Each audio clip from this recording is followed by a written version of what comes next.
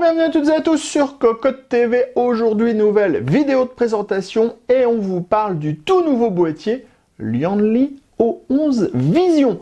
Un boîtier qui va vous permettre d'avoir une vision à 180 degrés sur votre hardware. Alors quand on vous dit à 180 degrés, c'est même plus qu'à 180 degrés puisque le panneau avant est en verre trempé, le panneau sur le côté gauche est en verre trempé et le panneau sur le dessus est également en verre trempé. Ce qui fait qu'on a l'impression d'avoir presque un boîtier qui arrive sans aucune vitre, sans aucune structure métallique apparente et ça fait pas mal grave le boulot. On est chez Lianli, donc on est sur des super finitions, ça sera disponible en blanc, en noir, c'est livré sans aucun ventilateur de base, vous pourrez mettre donc les ventilateurs que vous voulez. Comme on le disait, on a 3 panneaux en verre trempé, on va retrouver 2 USB 3.0, de l'USB type C et la possibilité de mettre pas mal de ventilateurs dans le fond du boîtier et dans le fond du boîtier. Bref, dans les deux fonds, on pourra mettre plein de ventilateurs. Au niveau du tarif, on sera à 139,90 € pour ce nouveau O11 Vision. On vous propose d'en faire un tour complet, c'est tout de suite, c'est maintenant, c'est sur Cocotte TV. Avant de nous lancer à la découverte du O11 Vision, on vous donne les tech specs du boîtier. Comme toujours, on sera sur un boîtier qui fait 495 mm de profondeur sur 340 mm de largeur, 465 mm de hauteur. Le poids sera de 12,2 kg. Au niveau des restrictions, on pourra mettre un ventirad CPU de 174 mm de hauteur, une carte graphique de 430 mm de longueur. On pourra mettre une alimentation de 232 mm maximum en retirant les caches. On y reviendra un petit peu plus tard. Et sachez que pour tout ce qui est water cooling, c'est 280-360 mm dans le fond, 280-360 mm dans la partie basse. On a envie de dire que le 420 passerait presque, mais ça sera quand même trop juste puisque Lianli le dit. C'est un peu dommage, mais c'est comme ça. Parlons style, maintenant, on est sur du O11, ça ressemble à du O11. La grosse particularité de ce O11 Vision est de ne pas avoir de partie métallique sur le dessus, c'est directement du verre trempé, ce qui veut dire qu'on va avoir une vision extra super géniale sur tout le hardware et tous les composants qui seront présents à l'intérieur du boîtier, et ça, c'est plutôt une bonne chose. Par contre, ça implique un petit quelque chose. Ici, on a une sorte de structure plastique acier derrière les panneaux en verre trempé et c'est dissimulé derrière 3 petits triangles blancs avec des petits points. Alors, c'est pas le détail le plus subtil du boîtier, on a envie de dire. Après, on a cette vision qui est impeccable sur tout le hardware, donc ça, c'est plutôt pas mal.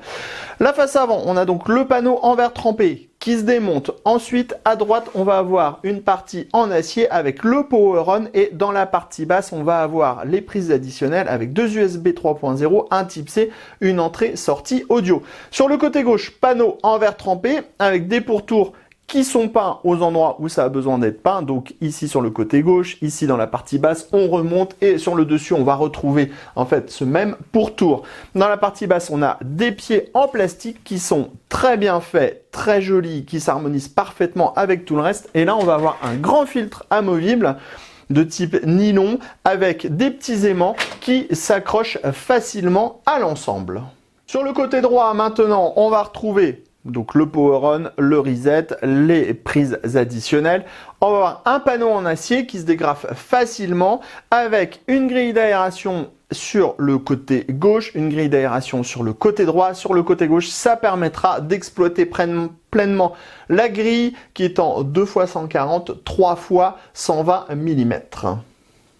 Les amis, avant de découvrir le reste de notre vidéo, on vous propose un petit peu de réclame pour GVG Mall, notre partenaire pour les clés Windows, un partenaire qui nous soutient depuis plus de 2 ans et on utilise très régulièrement les clés Windows pour nos machines, on utilise aussi les clés Office. Alors, comment ça fonctionne? On vous montre rapidement. Vous allez sur le site GVG Mall. Ici, vous tapez Windows 10. On prend l'exemple de Windows 10. Ensuite, hop, petite vidéo ici qui va vous expliquer comment ça fonctionne. Vous allez faire acheter maintenant sur cette fenêtre où vous allez avoir la licence Windows 10. Vous n'oubliez pas de mettre le code promo CVIP qui vous permet d'avoir la ristourne de Cocotte Land sur votre clé Windows. Ensuite, vous allez soumettre la commande, vous allez arriver sur la page de paiement. Sur la page de paiement, vous pouvez le voir, vous avez tous les moyens de paiement qui sont disponibles, que ce soit par de la carte bleue, par PayPal, par tout ce que vous voulez.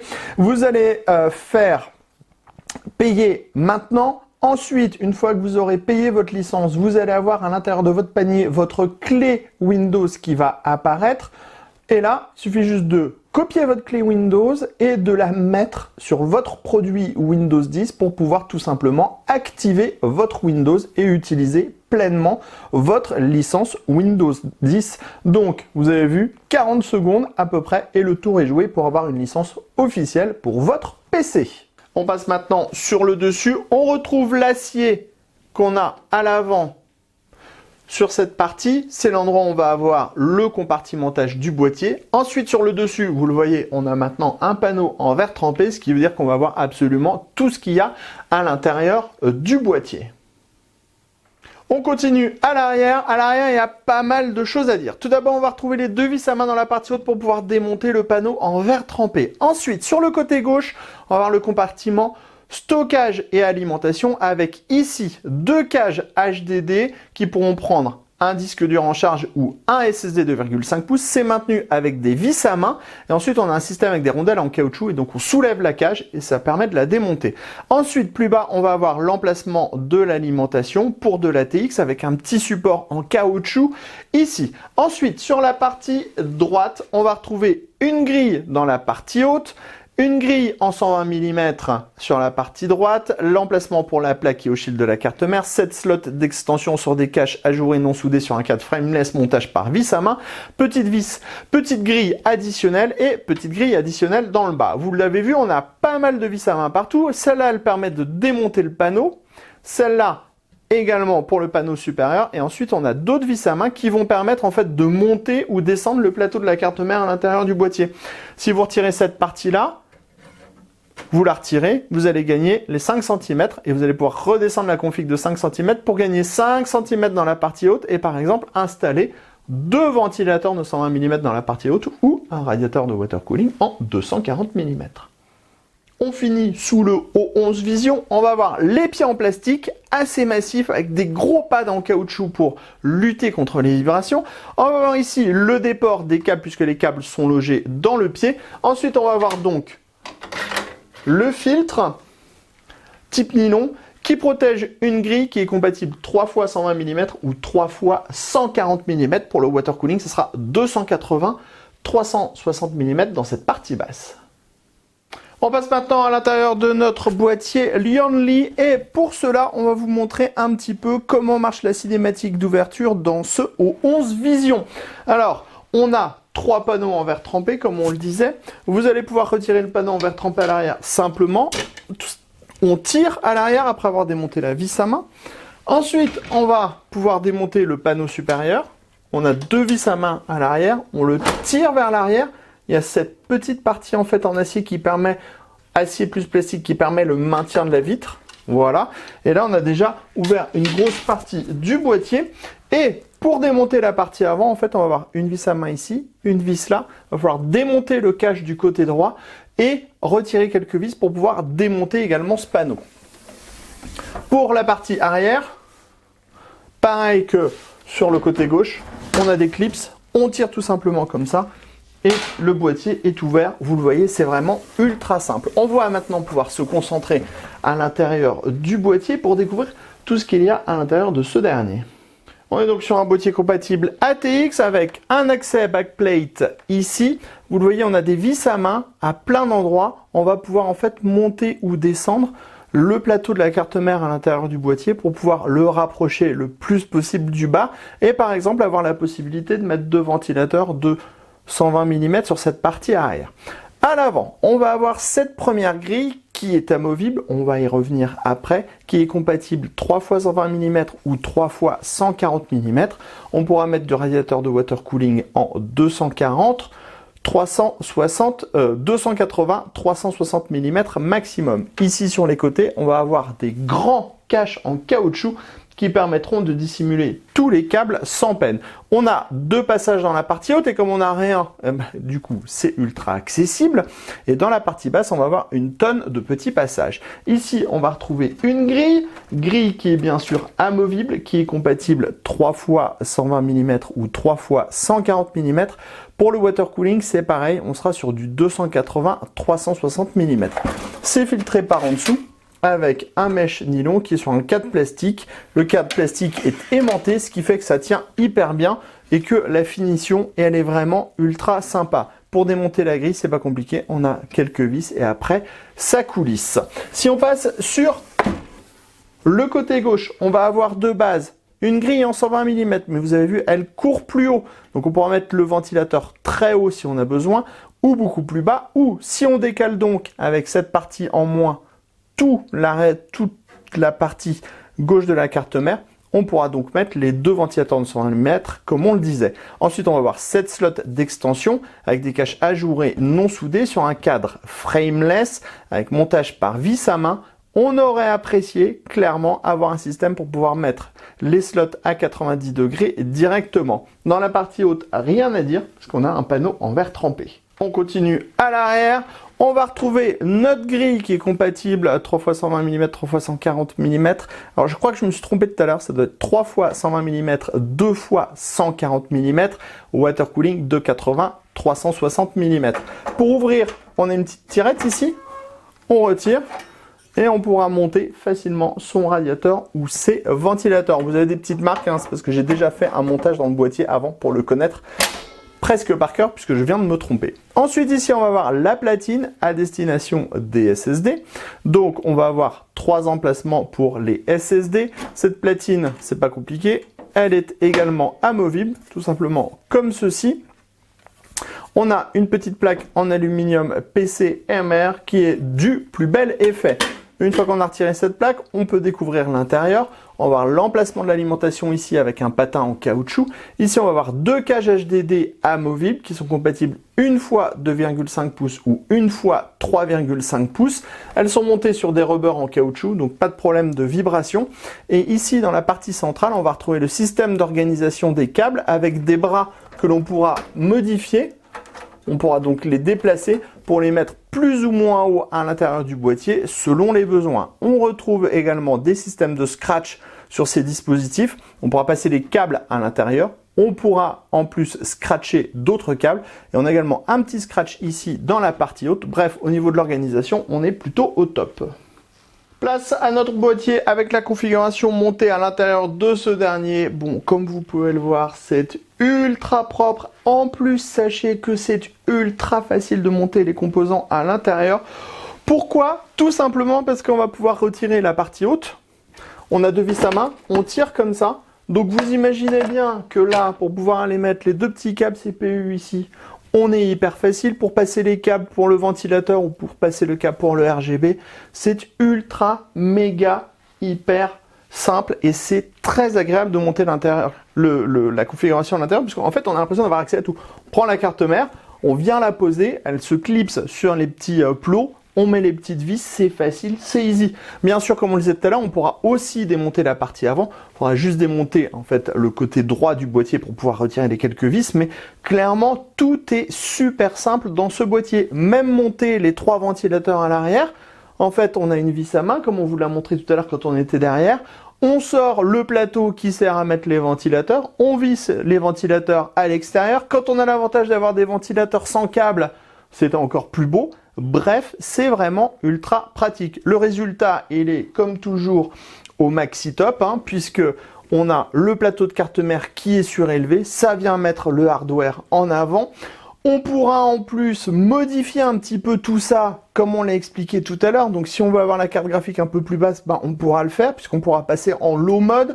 Si on passe en low mode, on pourra mettre 2 ventilateurs de 120 mm à l'arrière, un radiateur de water cooling en 240, sans perdre pour autant cette grille qui est dans la partie basse qui permet de mettre d'autres ventilateurs. Bref, ça le fait ultra bien. Avec des jolis câbles, hein, blanc et noir, c'est encore mieux, puisque ça vient recontraster le boîtier, puisque la seule chose que je n'aime pas, et moi c'est juste perso, je n'aime pas ces vis chromées et toutes ces finitions chromées avec le blanc. Je préfère quand c'est noir.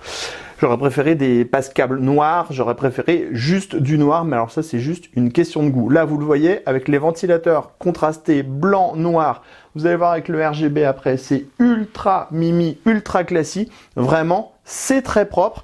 Et on note aussi là la présence du card holder dans la partie basse qui va permettre d'avoir un maintien de la carte graphique qui est juste énorme. Et vous allez voir derrière le plateau, on est tout aussi bien. Que dire ? C'est ultra propre, on ne voit absolument rien à part les composants qu'on veut voir, à savoir l'alimentation, la cage HDD avec le SSD qu'on pourra mettre aussi de l'autre côté sur cette platine et nos 3 ventilateurs ou alors notre radiateur. Bref, c'est ultra chouette. Quand on vous disait que tout était facile à faire, ici on déclipse, ça permet d'emmener la platine des ventilateurs, on vous l'a dit tout à l'heure, on repousse, ça reclipse, on veut accéder au câble, on prend la platine, on la tourne. Vous avez vu, ils ont même pensé au petit trou ici. Si vous n'avez pas de SSD, vous pouvez même la retourner et on a accès à tout le système de câblage. On va avoir les 2 cages HDD qui sont également compatibles SSD. Ici, on a 3 emplacements additionnels. On a de la place sous l'alimentation pour passer les câbles. On a des scratchs partout. Et si la position des dispositifs pour passer les câbles ne vous plaît pas, on les change de position. Voilà, rouler jeunesse, c'est fait. On est vraiment sur un câblage qui est ultra propre alors qu'on a des ventilateurs avec du RGB. Donc, on a 4 câbles pour gérer les ventilateurs. On a un système de RGB à l'intérieur de la 2e cage et on a des rallonges sur les CPU, l'ATX et les cartes graphiques. Donc c'est-à-dire qu'on a presque le double de longueur en câble et pour autant on reste sur un résultat qui est ultra propre. Voilà, j'adore. On referme, on voit plus rien. C'est parfait. Merci, au revoir, circulez. On découvre maintenant notre boîtier Liandly allumé, donc avec 4 ventilateurs additionnels qui ont été ajoutés à l'intérieur. De base, le boîtier arrive sans aucun ventilateur. Et vous pouvez le voir, le résultat est juste magnifique. On a une vraie vision à 180 degrés sur tout le hardware et c'est un des seuls boîtiers qui propose ça, avec ces montants qui sont intégralement en verre partout grâce à ce petit dispositif qui a été installé juste ici derrière la petite sérigraphie en blanc qui permet en fait de dissimuler la mini structure plastique acier qui va permettre le maintien des 3 panneaux. Clairement, c'est vraiment très beau. On voit que la configuration, en fait, on a presque l'impression d'avoir une structure en L qui va tenir les composants. Et en fait, les panneaux en verre trempé sont juste là pour protéger la machine, voire pour sublimer l'ensemble, ou aussi pour guider le flux d'air, puisque les ventilateurs qu'on a mis en reverse viennent propulser l'air sur la vitre et ensuite ça va être aspiré en fait par les 2 ventilateurs qui sont à l'arrière. Par contre, vous le voyez, on va être plus limité sur les possibilités d'intégration dans la partie haute du boîtier, c'est-à-dire ici. On va principalement avoir du water cooling en fait ici. Si on a un IO, clairement on le mettra là parce qu'on ne va pas le mettre dans la partie basse. Après, avec un système avec une plus grosse pompe, on pourra mettre du radiateur de water cooling dans la partie basse si on le désire, avec un truc qui va bien pulser pour pouvoir renvoyer l'eau en hauteur. Après, notons-le aussi, on regrette clairement qu'il n'y ait pas un système de fixation à 90 degrés de base livré avec le boîtier. Ça aurait été un vrai plus que de pouvoir tourner en fait juste tous les slots comme chez la concurrence. Bon, ce n'est pas le cas, ça ne retire aucune des qualités de ce nouveau boîtier Liandly qui est juste parfait au niveau des finitions, parfait au niveau des assemblages. Je veux dire, même le filtre dans la partie basse, quand on l'attrape là comme ça, je veux dire, c'est hyper quali, c'est hyper dur. Quand on le remet en place, ça glisse tout seul dans le boîtier. On a l'impression que c'est presque un peu métallique alors que c'est du plastique. Clairement, ça le fait grave. Allez, rendez-vous très prochainement sur cocoland.com pour toutes les news et tous les articles à propos du matériel informatique et sur Cocotte TV pour toutes nos prochaines vidéos. Sur ce, on vous dit à très bientôt.